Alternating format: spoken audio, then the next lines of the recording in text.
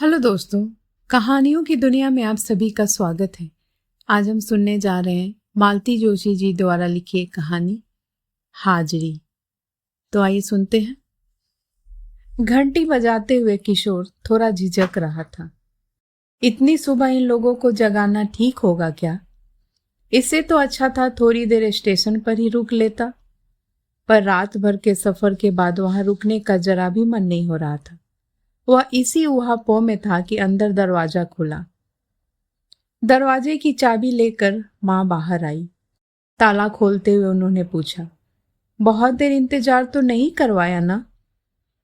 आजकल जरा धीरे धीरे चल पाती हूँ। भीतर आकर प्रणाम करते हुए उसने पूछा, मैंने बहुत जल्दी तो नहीं जगा दिया ना? अरे नहीं, मेरी सुबह तो बहुत जल्दी हो जाती है। तुम जानते तो हो, ड्राइंग रूम में पांव रखते ही देखा। सेंटर टेबल पर लोटा और गिलास रखा हुआ है। उसे माँ पर बड़ा प्यार आया। वाह, कहते हुए उसने जैसे ही लोटा छुआ वह चौंक गया। यह तो गर्म है। हाँ, तुम्हारे बाबूजी को जगाने जा रही थी ना? घंटी सुनी तो सोचा पहले दरवाजा खोल दूं। तुम मुंह हाथ धो लो, तब तक मैं उन्हें पानी देकर आती हूँ। वह फ्रेश होकर डाइनिंग टेबल पर आकर बैठ गया। माँ ने पूछा, अदरक की चाय पी लोगे या अलग से बना दूं? नहीं, अदरक की चलेगी। बहुत दिनों से पी नहीं है। बल्कि तुम लोगों को तो वहां रोज पीनी चाहिए, इतनी ठंड जो होती है वहां। वह कुछ नहीं बोला, मन ही मन हंस दिया। वहां हम लोग जैसी चाय पीते हैं वो माँ यदि देख ले तो। बाबूजी मुंह हाथ धोकर आ गए थे। किशोर ने उन्हें प्रणाम किया। आशीर्वाद देते हुए बोले, बच्चे ठीक है ना? जी। दोबारा आएंगे? जी, हम लोग यहीं से जाएंगे। बच्चों के मामा उन्हें छोड़ जाएंगे। ठीक है। उन्होंने संतोष व्यक्त किया। फिर माँ से बोले, उसे ये काढ़ा क्यों पिला रही हो? मैंने पहले पूछ लिया था, माँ ने उत्तर दिया। फिर वे कुछ नहीं बोले। सुबह सुबह इतना बोलना उनके लिए काफी से ज्यादा था। चाय पीकर वे उठे। निकल रहा हूं, उन्होंने कहा और जूते पहनकर बाहर निकल गए। बाबूजी का मॉर्निंग वॉक बददस्तूर जारी है। एक दिन नागा नहीं होता। अच्छा बेटा, मैं फटाफट नहा लूं। बाबूजी आए तो दरवाजा खोल देना। आज तो इत्मीनान से नहाऊंगी। रोज दरवाजा खोलने का खटका लगा रहता है। तुम्हें तो मालूम है, तुम्हारे बाबूजी को इंतजार जरा रास नहीं आता। माँ ने कहा जरूर, पर इत्मीनान से कहाँ नहा पाई। 5-7 मिनट में ही बाहर निकल आई। रोज की आदत जो ठहरी। अपने कपड़ों की बाल्टी रखते हुए बोली, बेटा, तुम्हें नहाने की जल्दी तो नहीं है ना? बिल्कुल नहीं। तो इनके कपड़े रख देती हूँ। माँ ने बाबूजी के कपड़े और टॉवेल बाथरूम में रख दिए। चुन्नट डालकर धोती पूजा रूम की चौकी पर रख दी। फिर वॉश बेसिन पर शेविंग का सामान रख दिया। पूजा घर चकाचक किया। धूप, दीप, चंदन, अगरबत्ती, फूल सब सजा दिए। तांबे का लोटा चमकाकर उसमें जल भरकर रख दिया। तब तक बाबूजी घूमकर लौट भी आए। चाय बना रही हूँ, लोगे? माँ ने पूछा। इस समय तो बाबूजी खालिस दूध वाली चाय पीते हैं ना? रहने दो, मैं नहीं पी सकूंगा। नाश्ते के बाद सादी चाय बनाऊंगी, तब ले लेना, माँ ने कहा। चाय पीकर बाबूजी ने शेव किया, फिर नहाने चले गए। माँ ने गैस पर कढ़ाई रखते हुए कहा, चलो आज तुम्हारे बहाने ठाकुर जी को हलवे का भोग लगा लेते हैं। रोज किस चीज का लगाती हो? जो मिल जाए, फल, मिठाई, मेवा या फिर कोरा दूध शक्कर। ठाकुर जी कौन सा खाते हैं? खाना तो हम ही को होता है, तो जो खा सके, हजम कर सके, उसी का भोग लगाते हैं।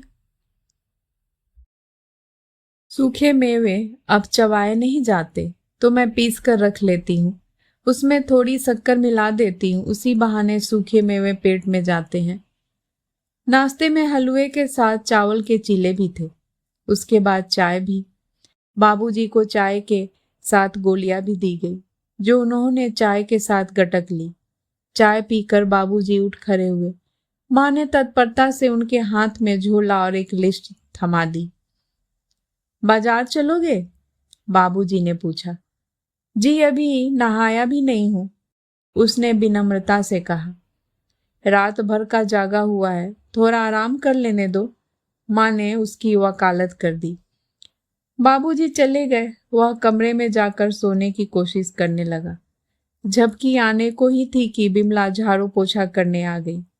उसने आंख बंद कर रखी थी, पर कान तो बंद नहीं कर पाया था। बाहर आंगन में बसंती बर्तन रगड़ रही थी और ऊंची आवाज में माँ से बतिया रही थी। ऐसे में सोना असंभव था। वह उठा और नहाने चला गया। कम से कम कपड़े समय से धुलने चले जाएंगे। नहा धोकर वह माँ के पास आकर बैठ गया। वे टेबल पर सब्जी का ढेर लिए बैठी थी। क्या खाओगे? बोलो, कुछ भी बना लो, तुम्हारे हाथ की तो हर चीज अच्छी लगती है। कुछ भी तो रोज ही बनाती रहती हूँ, एकदम सादा फीका, बिना मसाले वाला। आज तुम्हारे बहाने थोड़ा स्वाद बदल जाएगा। बड़े विचार विनिमय के बाद मेनू तय हुआ। लौकी के कोफ्ते, मेथी आलू मटर पुलाव, मूली टमाटर का सलाद। बाबूजी के आने तक पूरा खाना बन चुका था, बस पुलाव बाकी थे। परात में आटा गूंथा रखा था, लोइया तक तैयार थी। बाबूजी के आते ही माँ ने लपक कर उनके हाथ से झोला ले लिया। संभाल कर निकालना सामान, उन्होंने हिदायत दी। रबड़ी का कुल्हड़ है, पलट जाएगा। बाबूजी तुम्हारे लिए रबड़ी लेकर आए हैं, पूरी सेक दूं? नहीं माँ, इतना भारी खाने की अब आदत नहीं रही, फुलके ही चलने दो। बाबूजी के साथ वह बैठ तो गया, पर धीरे धीरे खाता रहा। बाबूजी उठ गए। उनको सौंफ सुपारी लौंग इलायची देकर कमरे में पहुंच गई तो उसने माँ से कहा, अब तुम भी आ जाओ, तुम्हारे लिए रुका हूं। माँ जब अपनी थाली लेकर बैठ गई तो उसने कहा, घर में 2 ही लोग तो हैं, साथ में क्यों नहीं खाते? अरे, खाते हुए 20 बार उठना पड़ता है मुझे, कभी पानी के लिए, कभी अचार के लिए। टेबल पर खाना लाकर रखती हूँ तो पंखे के नीचे ठंडा हो जाता है, फिर दोबारा गर्म करना पड़ता है, इसलिए आराम से सब काम निपटा कर खाती हूँ। माँ ने अपनी ओर से तर्क दे दिया था, पर किशोर जानता है कि बाबूजी को साथ खाना पसंद नहीं है। उसे मालूम है कि बाबूजी ने माँ से कभी साथ बैठने के लिए नहीं कहा होगा। अभी 4 दिन किरण यहाँ थी तो माँ उससे भी कहती थी, इन लोगों को खा लेने दो, अपन सास बहू बाद में खा लेंगे। खाने के बाद उसने कहा, माँ मैं सोने जा रहा हूँ, और कमरे में चला गया। इस समय नींद उस पर इतनी हावी हो रही थी कि रसोई की खटर पटर से भी उसे कोई व्यवधान नहीं पड़ा। वह कितनी देर तक सोता रहा पता नहीं। माँ जरूर 2-4 बार झांक गई होंगी, क्योंकि जिस समय उसकी आंख खुली तब भी वे पर्दे से झांक कर लौटी रही थी। उसे जगा हुआ देखकर बोली, बेटा चाय बना दूं? 4 बज रहे हैं। ऐसी कोई जल्दी नहीं है माँ, आप लोगों की जब बनेगी तब पीऊंगा। हम लोगों का कोई टाइम टेबल थोड़े ही है। अभी 3 बजे तो तुम्हारे बाबूजी ने लस्सी पी। लस्सी? हाँ, रिटायरमेंट के बाद यह नया प्रोग्राम शुरू हुआ है। वहाँ ऑफिस में दिन भर चाय चलती थी ना, तो एक बार की तलब लस्सी से पूरी कर लेते हैं। फिर चाय? अभी शाम को मंडली जमेगी ना, तब होगी। तो ठीक है, मेरी भी तभी बना देना। 5:30 बजे मंडली इकट्ठा हुई। कुछ तो किशोर के परिचित थे, 1-2 नया परिचय हुआ। उन्हीं के साथ चाय हुई। चाय के साथ ढेर सारा सूखा नाश्ता भी था। माँ लगातार भीतर बाहर कर रही थी। 1-2 बार वह उठकर गया और कुछ सामान ले आया। जब सब लोग चले गए तो माँ ट्रे में प्लेट जमाने लगी। किशोर ने हाथ पकड़कर उन्हें रोक दिया और अपने पास सोफे पर बिठा लिया। थोड़ी देर आराम करो माँ। सुबह से रॉबर्ट की तरह दौड़ दौड़ कर काम कर रही हो, थकती नहीं हो क्या? माँ हंस पड़ी। बेटा, अपने पति और बच्चों के लिए काम करते हुए औरत कभी नहीं थकती। औरत नहीं थकती, पर उसका शरीर जरूर थक जाता है, क्योंकि वह हाड़ मांस का बना होता है। उठने बैठने में तुम्हें जो कष्ट हो रहा है वह मैं साफ देख रहा हूं। हाँ रे, आजकल जोरों में दर्द रहने लगा है। डॉक्टर को दिखाया? हाँ, दवा भी ले रही हूं, तभी तो सुबह नाश्ता करने लगी हूं। दवाइयाँ जो लेनी होती है, नहीं तो इतनी सुबह खाते हुए तुमने मुझे कभी देखा है?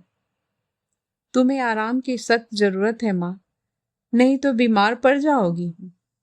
चलो, दोनों जने मेरे साथ चलकर वहां रहो। ये तो यहां से हिलेंगे नहीं, और इन्हें छोड़कर मैं जा नहीं सकती, तुम जानते हो। तो दीदी लोगों से कहो कि बारी बारी से आकर रहे और बाबूजी को देखे, क्योंकि बाबूजी तो वहां जाएंगे नहीं। नहीं जाएंगे, वही ठीक है। ये आदमी क्या कहीं जाकर रहने लायक है? मैं ही इनसे पार पा सकी हूँ। और शीलू नीलू भी यहाँ आकर कैसे रहेंगी? कितने दिन रहेंगी? उनकी गृहस्थी है, बाल बच्चे हैं। ऐसा करते हैं, एक खाना बनाने वाली बाई रख लेते हैं। 2 महीने की तो बात है, बाकी कामों के लिए बसंती और बिमला है ही। अरे इन्हें किसी और के हाथ का खाना नहीं भाता, 100 नुक्स निकालते हैं। दाल सब्जी का तो फिर भी समझ में आता है, पर ये तो रोटी में भी खामियां निकालते हैं। कच्ची है, जली हुई है, किनारे मोटे हैं, दुनिया भर की बातें। खाने को जैसे तैसे हो भी जाएगा, पर दिन में 10 बार 10 तरह की चाय बनती, वह कौन बनाएगा? तुमने बाबूजी की बहुत आदत बिगाड़ रखी है। हाँ, तुम्हारी बहनें भी यही करती है। मैंने आदत बिगाड़ी है तो मैं ही झेल रही हूँ, किसी से कहने तो जाती नहीं हूँ। 2 महीने के लिए किरण को छोड़ जाऊं, तुम्हें थोड़ा आराम हो जाएगा। किशोर ने कह तो दिया, पर जानता था कि प्रस्ताव सुनते ही किरण तलाक दे देगी। माँ ने भी जैसे उसी के विचारों का अनुमोदन किया। ना बाबा, लड़की तीसरे दिन ही भाग जाएगी। उनसे सिर्फ मैं ही पार पा सकती हूँ, किसी और के बस का नहीं है। फिर वे लोग दूसरी बातें करते रहे। दीदी लोगों की, उनके बच्चों की। किरण सामने रहती है तो बातचीत का स्तर औपचारिक बना रहता है, अंतरंग बातें हो ही नहीं पाती। बातें करते हुए कितना वक्त गुजर गया पता ही नहीं चला। बाहर का गेट खड़का, तब वे दोनों चौंके। उठकर देखते तब तक बाबूजी घर में दाखिल हो चुके थे। उन्होंने भीतर बाहर की बत्तियां जलाते हुए कहा, शाम हो गई है और पूरे घर में अंधेरा पसरा हुआ है। हम लोग बातों में लग गए तो होश ही नहीं रहा। वो तो दिख ही रहा है, चाय की कप प्लेटें अब तक पड़ी हुई है।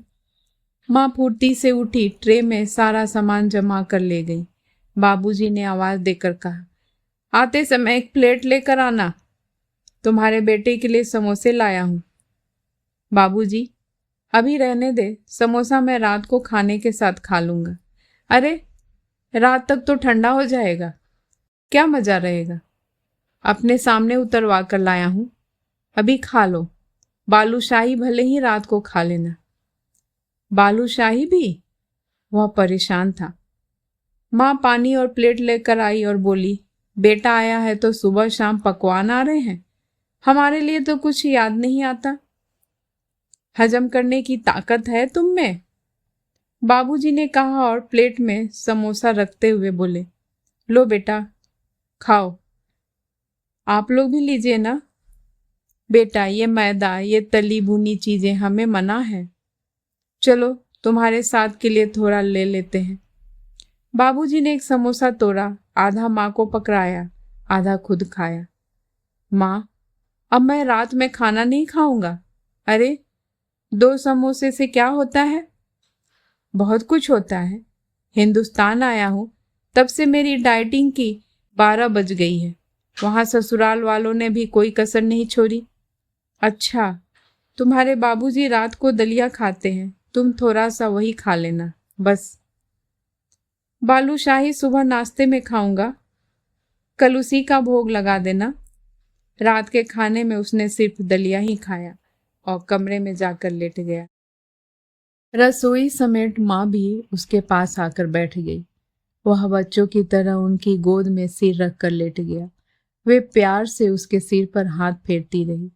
किरण और बच्चे सामने होते हैं तो यह सब करते बड़ा संकोच होता है, इसलिए वह बोला था, अब 8 दिन तुम अपने माँ बाप के पास रहो, 8 दिन मैं अपने माँ बाप के पास रहता हूँ। माँ के हाथ को अपने हाथों में लेकर वह बोला, मेरा बहुत मन करता है तुम्हें साथ ले जाने को, पर बाबूजी साथ आएंगे नहीं और तुम उन्हें छोड़कर कहीं जाओगी नहीं। क्या तुम्हारा मन नहीं करता पोते पोतियों को प्यार करने का, बहू का सुख भोगने का? क्या नहीं करता बेटा? पर सारे सुख भाग्य में कहाँ होते हैं। इस बार तो बच्चों से ठीक से प्यार भी नहीं कर पाई। बच्चे थोड़े हिलते मिलते हैं तब तक जाने का समय हो जाता है। जितने दिन के लिए आते हैं उसमें भी हिस्सा बांट हो जाता है। ठीक भी है, हमारी तरह बहू के माँ बाप का भी मन करता होगा नवासों को प्यार करने का, बेटी दामाद को खिलाने पिलाने का। यही चाहता था कि तुम्हें थोड़ा आराम मिले और वह यहाँ तो मिलने वाला नहीं है। बेटा अब आराम तो मुझे एकदम तभी मिलेगा, मरने के बाद। प्लीज फालतू बातें मत करो। अरे इनके मारे शांति से मर भी नहीं पाऊंगी। कौन देखेगा इन्हें? कौन इनके नखरे उठाएगा? कौन इनके हुक्म झेलेगा? तब की तब देखी जाएगी। प्लीज कोई दूसरी बात करो। तभी बाहर से आवाज आई, सुनो।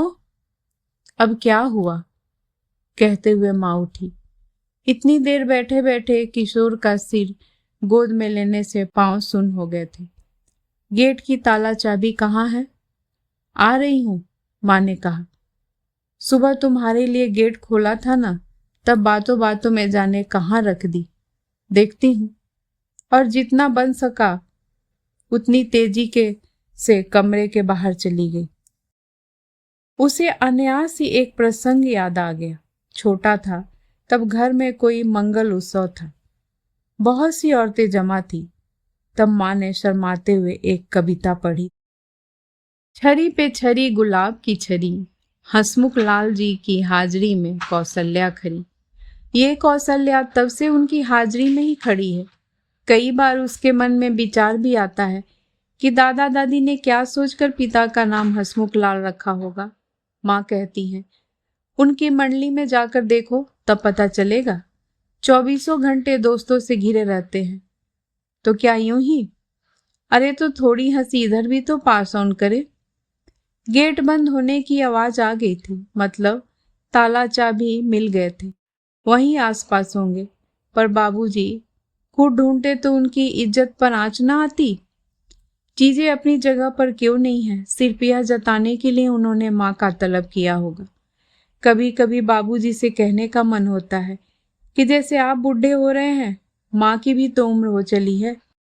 उनसे आप पहले वाली फुर्ती की अपेक्षा कैसे कर सकते हैं? पर यह सब कहने का साहस वह जुटा नहीं पाएगा, इसमें संदेह है। बस एक बात तय है कि बाबूजी के रहते माँ को आराम नहीं मिल सकता। अपने इस विचार से वह खुद ही चौंक गया। माँ को इसकी भनक भी मिली तो वह जिंदगी भर उसका मुंह नहीं देखेंगी, और बाबूजी के न रहने पर उस आराम का वे करेंगी भी क्या? उनकी अपनी तो कोई दुनिया ही नहीं है।